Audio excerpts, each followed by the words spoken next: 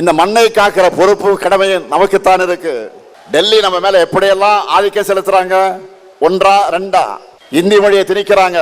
நம்ம மாணவர்களை பலி வாங்கக்கூடிய நீட் தேர்விலிருந்து விலக்கு தர மறுக்கிறாங்க.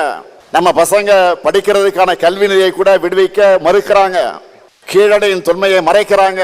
வாக்காளர் பட்டியல் திருத்தம் என்ற பேர்ல நம்மோட வாக்குரிமையை பறிக்கிறாங்க. ஆனால் அன்னாலும் சரி இன்னாலும் சரி என்னாலுமே அடக்கு முறைக்கு இங்க நோ என்ட்ரி தான். ஆதிக்கத்துக்கு இங்க நோ என்ட்ரி தான். திணிப்புக்கு இங்க நோ என்ட்ரி தான். மொத்தத்தில் இங்க பாஜகவுக்கு நோ என்ட்ரி தான்.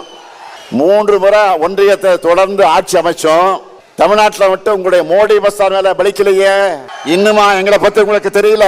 யாரா அந்த பையன், நான் தான் அந்த பையன், யாரா அந்த பையன், நான் தான் அந்த பையன்னு தன்னைத்தானே பீத்துக்கிட்டு மாற தட்டிக்கிட்டு தன்னைத்தானே பேசிக்கிட்டு வெக்கம் மானம் சூடு சொரணனா என்னன்னே தெரியாத பாவம் நம்ம அப்பாவி ஸ்டிக்கர் முதலமைச்சர், போஸ்டர் முதலமைச்சர், ஜோக்கர் முதலமைச்சர் திரு முத்துவேல் கருணாநிதி ஸ்டாலின் அவர்களோட இந்த 4.5 வருஷம் கொடுங்கோல் ஆட்சியில, இந்த துரோக மாடல் ஆட்சியில மண் மானம் மொழி மக்கள் எல்லாத்தையும் மண்ணு மொழி மானத்தை பெட்டியை போட்டு அனுப்பிட்டு அவர் இவ்வளோ இம்மாம் பெரிய ஸ்டேஜை போட்டு புலம்புறாரு பாருங்க.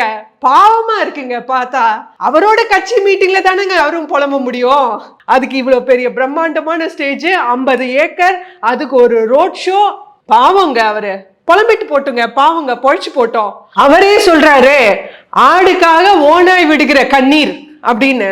அப்ப அவரே ஒத்துட்டாரு 2026 நாங்க தான் பலியாடு, எங்க சாப்டர் க்ளோஸ் அப்படின்னு அவரே சொல்லிட்டாருங்க. பொழைச்சு போட்டோம்.